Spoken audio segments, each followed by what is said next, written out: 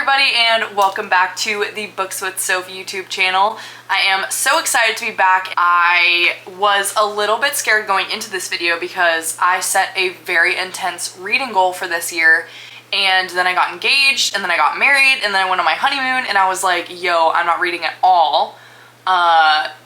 Am I even going to come near my goal? And actually, I am probably gonna adjust it a little bit, but I was pleasantly surprised when starting to film this video and getting ready for it and writing down all of the books that I've read. I've read a lot more than I thought I did. So I'm up to 32 right now. I'm filming this in July, but this video is mostly gonna focus on the whole first half of the year. So January through June, I believe is, actually, sorry, it wasn't 31. For the whole year so far, it's been 33 or 34. But we're just gonna base it off of January to June, and so that will be 33 books total.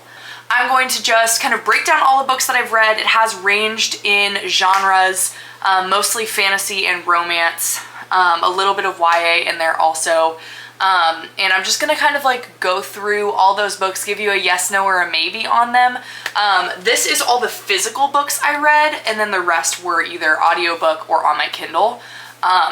And so I'm just gonna go through the list with you and kind of give you an idea, so maybe this can inspire your reading goal for the rest of the year for July through December, or inspire you to make a video similar where we can hear your interests. And yeah, let's get into it. I kept my list mostly in the order that I read them. The first book that I read this year was Divine Rivals. I did read this on my Kindle. It had been described to me by so many people. Everybody was recommending it. I was like, okay. And I waited until Ruthless Vows had come out so that I could read them back to back. So I read Divine Rivals and then Ruthless Vows, and I loved them both. Specifically Divine Rivals, I gave that book a 4.5 stars. It follows two young journalists who basically from the beginning are at odds with each other for a work position, and then it ends up just getting so much deeper. They end up in a battle between gods, they end up falling in love, and you're basically just following through their journey. There's a lot of really interesting magical elements that I've not seen done quite the same way in a lot of other books, and I really enjoyed this one. So this is definitely a yes. The next one is Ruthless Vows. I gave this one a 4. I didn't like it quite as much as Divine Rivals.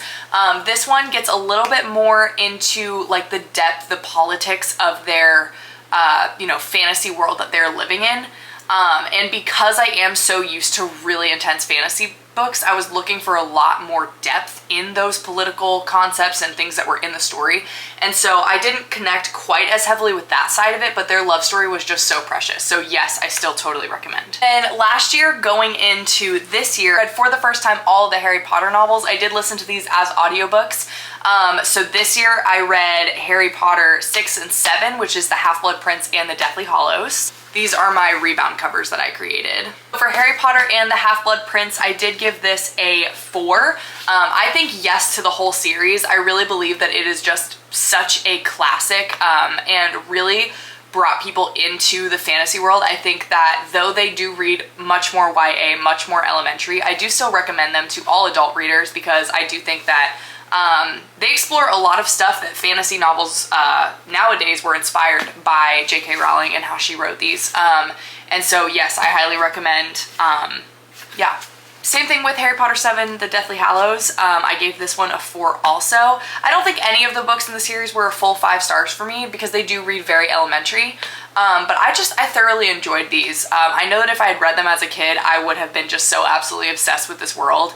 And it was just so fun as an adult to look back at all of that stuff and kind of see how the books I've read now were affected by this kind of writing. So yes, absolutely to this one and the whole series. The next thing I read this year was the duology, the Shepherd King duology, One Dark Window and Two Twisted Crowns. I absolutely ate these books up. Let me start with One Dark Window. One Dark Window I gave 4.75. I absolutely loved this book. The magic system was so different than anything I have ever read before.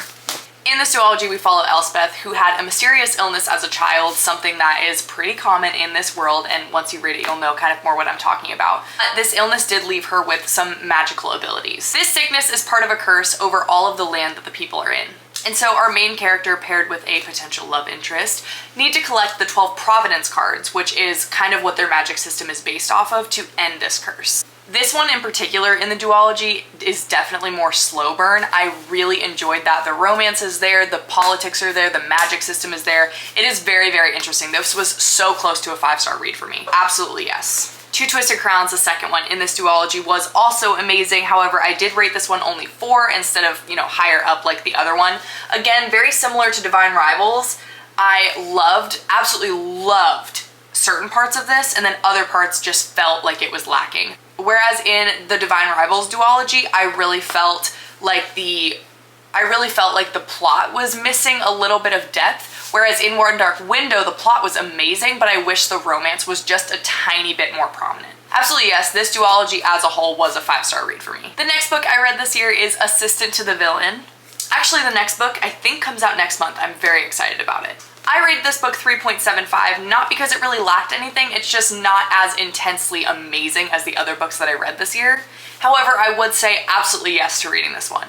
This is a perfect book for when you just finished a series, you need a short break, you need something that's not that long, and you need just a quick, easy read. This book had me actually laughing out loud. Like, I remember reading this and being like, these are just words on paper, why are we giggling? Essentially, this story follows Evie, who takes a job with the most notorious villain in the world. Suddenly, Evie finds out that she may find that attractive. Meanwhile, this notorious villain, all of his work is being sabotaged, and Evie must help him figure out what's going on so that she can save his business and potentially fall in love. I'm very excited for the second one. The next thing I read this year was actually a reread of the first 2 books in the Crescent City series by SJM. I read these, I think, 2-ish years ago, 1 to 2-ish years ago prior. And I read these in anticipation for the third one that came out at the end of January. These books were actually my very first introduction into high fantasy. I actually loved them way more the second time around. I gave this book 4.75, and I think absolutely yes. If you really love fantasy and you love getting into the political side of those worlds and understanding, you know, the depth of the magic system and all of that stuff, you will absolutely love these. The story follows our girl Bryce, and if you've read A Court of Thorns and Roses or the Throne of Glass series, all of these series are interconnected, and so I would really make sure that you read them in a certain order as to avoid spoilers. I would read A Court of Thorns and Roses, then Throne of Glass, then Crescent City. Bryce essentially finds herself in the middle of a very dramatic and horrible situation. I don't want to give you the details because it'll ruin something for you. Coming into her own, she's still figuring out who she is, and then this devastating trauma happens to her. I'm just gonna read you the description because I really don't want to spoil this for you. Essentially, after this traumatic event, an infamous fallen angel, Hunt Athalar, is assigned to watch Bryce's every footstep. Bryce knows she can't forget what happened any longer. As Bryce and Hunt fight to unravel the mystery, the threads they tug ripple through the underbelly of the city, across warring continents, and down to the deepest levels of hell, where things that have been sleeping for millennia are beginning to stir. I say absolutely yes to this series. And then the second one, A House of Sky and Breath, absolutely yes. This book rocked me to my core. This was another 4.75, especially the ending. It is just absolutely phenomenal. If you know, you know. I don't want to give you too much because it will spoil all the stuff in the first one, but this just continues on Bryce and Hunt's journey as they figure out what the heck is going on in their city. Then my very first 5-6 star, we have Crescent City, House of Flame and Shadow, the third one that came out. This book received lots of criticism and critique when it first came out, but I personally ate up every second of this book. I think the way that she has combined and intertwined her worlds is absolutely beautiful. This book made me cry, it made me laugh, it made me feel everything. I felt like this was a perfect conclusion to what was going on in the first 2 books, because this is a heavier series. I think that she wrapped it up beautifully. I do think that there's going to be a novella to this one. I'm not entirely positive about that, but this does feel like an adequate ending. 5-6 star read for me, absolutely yes. I can't recommend SJM books enough. I'm sure that you hear that from every booktube channel you watch. I very highly recommend. The next book that I read this year was Bride by Ali Hazelwood. I am a big fan of Ali Hazelwood's work. She is by no means like the most phenomenal writer, but her stories are always so fun to read. Her characters are awesome, and she makes you understand subject matter that you never really would have understood before. Most of her books follow like science majors, people who are in really intense career fields that just go way over my head, but I've always enjoyed her stories. This one is quite a bit different. This one follows Misery Lark, who's now being forced to marry her arch nemesis, who's a werewolf, but she is a vampire. This was Ali Hazelwood's first dip into like the fantasy sci-fi side. And if you know anything about Omegaverse, this is basically dipping your toes into the Omegaverse. That is not something I was ever a fan of. I do think that she did a pretty good job kind of dipping your toes in there. I did give this a 3-star. I enjoyed it. I had a good time reading it, but it definitely does not stick in my mind. It is not something that I think about very often, but it is a very good book. I would go ahead and say maybe for this one, not because it's bad, but just because the warning of it is a little bit spicier, it's a little bit more intense, and those parts I just really didn't enjoy. So if that's something that you like, then you'll probably love this. Or if you loved like Omegaverse fan fictions when you were younger, you're gonna eat this up. But if that's not really your thing, I'd say go ahead and skip. All right, the next book that I read this year was Gothicana by Runix. This was my first dark romance ever, and though it says A Tale of Dark Romance right on the front, I did not realize it was a dark romance. This scared me a little, okay? I skipped a lot of it. Essentially, we follow Corvina, who is in this dark and mysterious school where she must find out what magic is going on there, while she also kind of falls in love with her teacher. It's a little, it's a little weird. I'm gonna go ahead and say no on this one just because the writing really wasn't that good. I found it intriguing, like the plot side of it, but other than that, I did not get much out of this. So I'm just gonna go ahead and say no. I did give this a 3-star at the time, but looking back more like 2.75. I didn't hate it, but I wouldn't pick it up again. I will say I did buy it for the sprayed edges, and so that's what will get ya. The next book that I read this year was The 7-Year Slip. This was my second 5-star of the year. The 7-Year Slip was just a dive into processing grief, processing trauma, learning who you are, changing your career late, or making choices in your life that seem way too late to other people, but are the best decision for you. This book was just phenomenally written. I'd never heard of Ashley Poston before, and I want to read everything that she writes. This book made me laugh, it made me cry. It had very cute little plot twists. I felt like I'd never read a book that was just magic realism, and this book really did such a good job of not overdoing the magic portion of this romance novel, but also making it prominent enough that you really don't know what's coming. We follow our main character, Clementine, who is a very much overworked book publicist. She has her life perfectly curated. She knows everything she wants. She's very type A. And then she falls in love with her temporary roommate only to find out that he actually lives 7 years in the past. Kind of confusing, I know. So now she must determine what's really important to her. How is she gonna work this out? And who really is she? And I love this one. This is an absolute yes. I would reread this one. This is just a great book. The book I read was Butcher and Blackbird. Absolutely no. Absolutely no. Essentially, it follows two serial killers who fall in love with each other. Again, I am just not a dark romance girly. I am just not like a I'm not super intensely motivated to pick up a book if it has smut in it. I don't really mind if it's there. Sometimes I'll skip over it. Like, it just depends what level we're talking here. This was just way too much for me. I felt like not just in that area, but also in the area of like just the subjects were gross. I think I get queasy easily, and if that is you, I would absolutely say no to this book. I am not even gonna rate it like 0 stars. I couldn't stand this book. The next book that I read this year was the second book in the Magnolia Parks universe, Daisy Hates.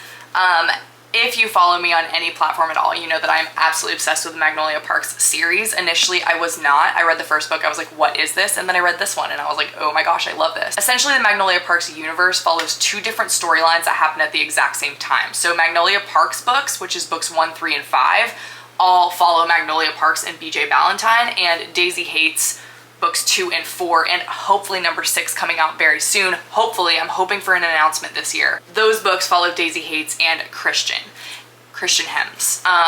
And essentially, I really don't even know how to describe this series without just like getting super deep and personal. But this series, essentially, you're following people in high society London. Specifically, Daisy Hates, you are following people who are very seriously in the crime and gang industry in London. Daisy Hates' brother is the leader of a gang, and he does art heists and he steals art, but Daisy really doesn't want any part of that life, and she's trying to make a life for herself while also still being a part of her family, and it's very hard for her to figure out. Essentially, she's trying to learn how to fall in love. She's trying to learn how to even want to be herself. These books are a deep dive into the art of human emotion, into the grand scope of what characters with major big personalities do with such major big feelings. And yeah, you just have to read it for yourself. This series was life-changing for me. This book in specific, I gave a 4.5. I would say absolutely yes to this and the rest of the series. I did go ahead and also read books 3, 4, and 5 of this series this year. Again, I'm not gonna rehash everything I just said, but this series seriously changed my life. I gave all of these books between 4 and 5 stars. I am really hoping that I can get through this without my camera dying again. I would give a big fat yes to this entire series. I really think that there's something in here for everybody, especially this last book, man. I was in tears like so much. It really just, especially someone who has gone through such intimate grief and dealing with trauma and things like that, this book really just like healed a piece of me. And so I highly recommend. The next book I read this year was For the Wolf. I'm not even gonna really give you a summary on this because I DNF'd it. I can't even really give you a full yes, no, or maybe because I just didn't give this book a full shot, so I don't feel comfortable rating it yet. I just don't think I was in the headspace. I had just read the Magnolia Parks universe and it destroyed every part of me. And so starting over in a new book, it put me in a very severe reading slump. And so I'm just gonna say no for now on this one, but maybe you read it and you tell me if it's worth it. Six of Crows. This is going to be quite controversial. I gave this book 3 stars. I don't remember a single thing about it. It just did not stick with me. Go ahead and say maybe on this. If you have a hard time reading things like I just said with Harry Potter being more YA, it is more elementary style. It is not as intense as your other fantasy or heist or found family books are going to be. I don't know what it was. I don't know if it was the headspace I was in. I don't know if it was just not the book for me, but I just did not feel very connected to these characters, and I feel like when I read, I am so connected to characters. So it might have just been me, and I do need to read the second one because I started it and just had to stop and start something else because I just was not in the right headspace to read this. So I'm gonna go ahead and say maybe for this one.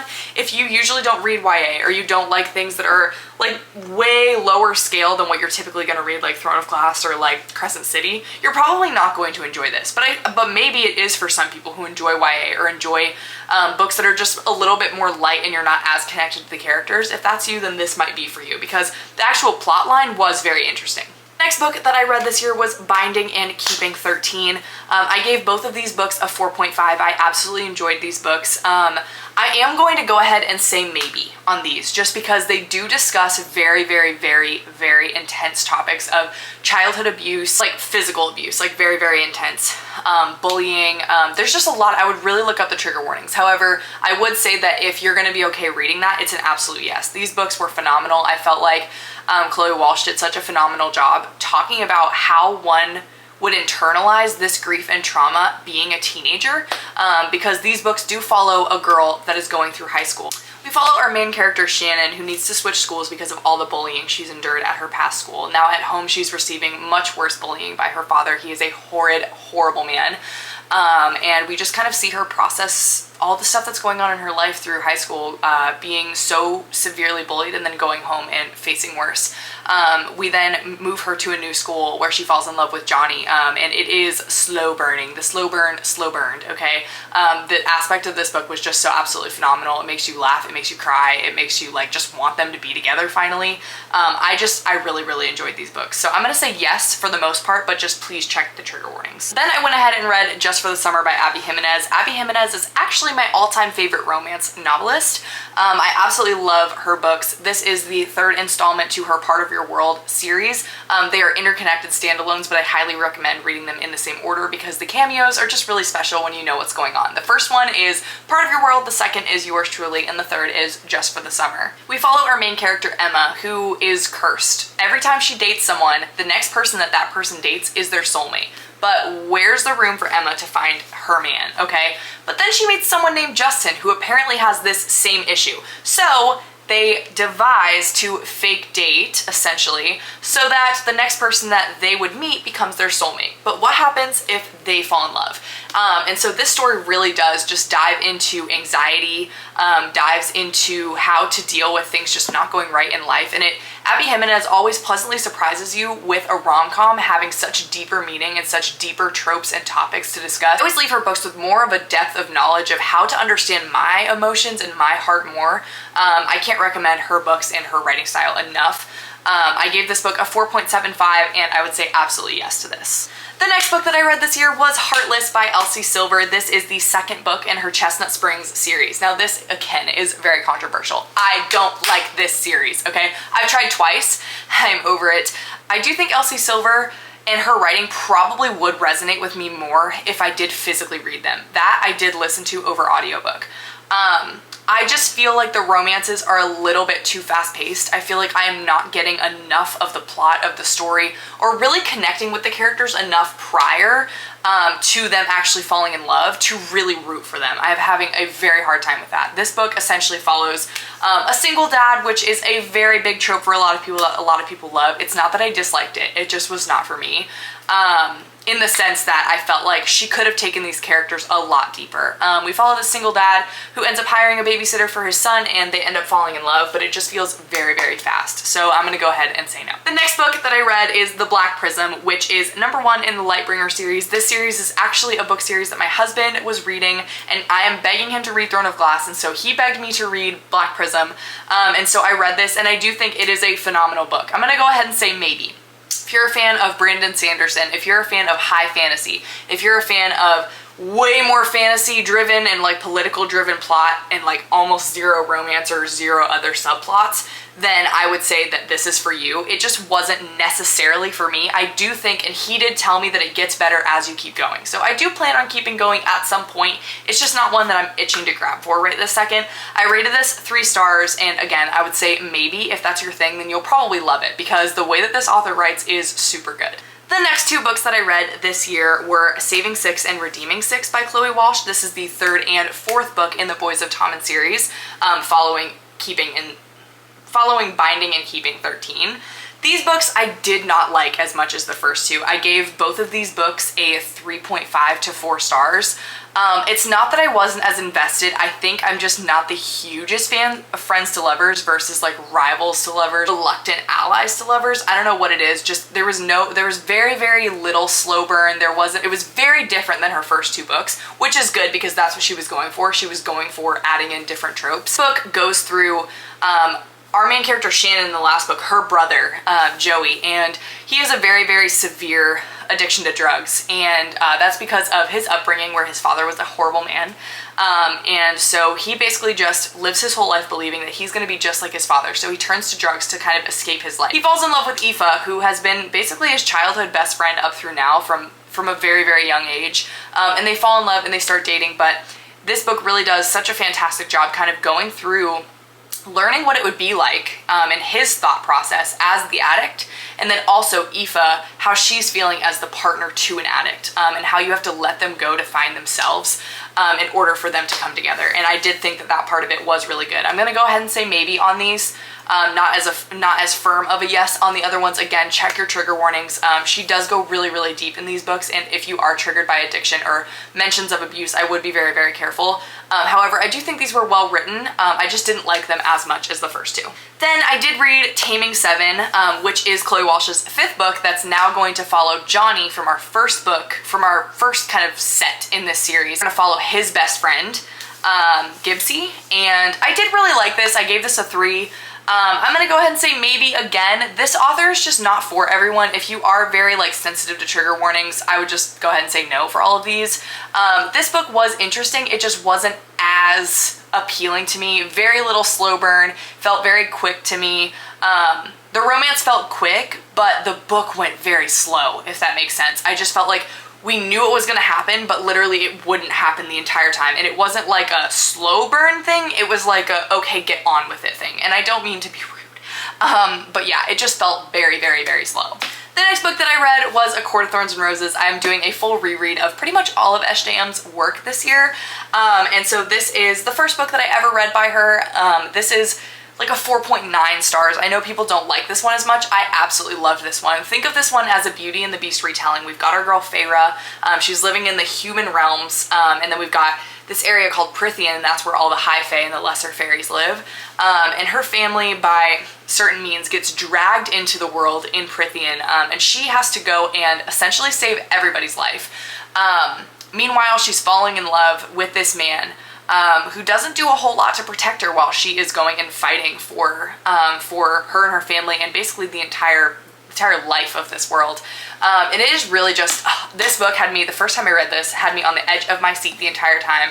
I absolutely love this series. It was better the second time around. I caught so many things, as you can see my little like tabs, I don't know if you can see them. This is a rebound copy. I'm actually about to do a fresh rebind of it and do a new design. I'm very excited, but I am doing a full reread of the series. I can't recommend SJM's work enough. Again, I've said it over and over. But yeah, I loved this the second time. Absolutely so close to a 5-star. The only reason that it's not is because her second book is so past a 5-star that I had to just tone this one down a little bit. So absolutely yes to this and the whole series. The next book that I read this year was Funny Story by Emily Henry. I do love Emily Henry's writing. Beach Read is one of my all-time favorite romance novels. But I do think this one kind of lost the plot for me. I gave this book a 3-star. I do think that after, I don't know what happened this year, but after I read Magnolia Parks, it was so hard for me to read anything else that had less depth because that book just rocked me to my core. So this book just didn't resonate as hard with me. I do think her other work is better. I would go ahead and say yes, if you enjoy a quick, fun, funny romance novel, this is good. She does explore some depth into finding yourself and learning who you are. And, you know, when things go awry, what do you do? And so I did enjoy it for that aspect, but I was also reading this right after I got engaged, so every time I sat down to read, I just tried to plan my wedding. And so this was just not an ideal timing for me. Maybe I'll reread it one day and give it a higher ranking, but when compared to her other works, I'm gonna say no, it's not my favorite, but I do say if you enjoy a quick romance, go ahead and read this. You're not gonna regret reading it, but you're also probably not gonna remember a ton of it. And then the last 2 books that I read in the month of June, which was also my wedding month, so I did not read a whole bunch in June. I actually am starting the Bridgerton series. In June, I read book 1 and 2, which is The Duke and I and The Viscount Who Loved Me. I'm gonna go ahead and say read these if you've watched the show. Now that sounds so backwards, okay? And it kind of is.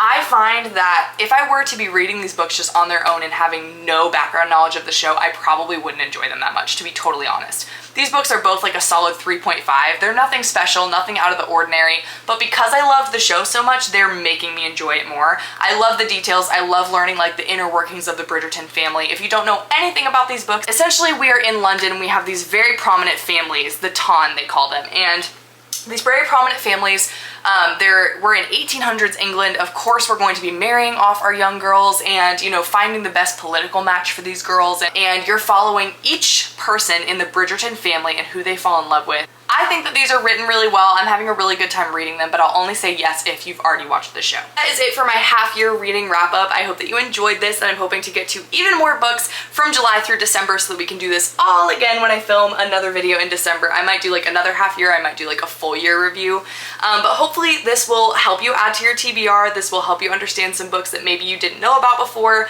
And of course, if you have any ideas for me or any things that I should be reading and you'd love to hear my thoughts on, or any videos you'd like me to create or content you'd like me to create, I would love to do that for you. Please give me ideas. I really want to be posting more consistently on this channel and on Instagram and on TikTok.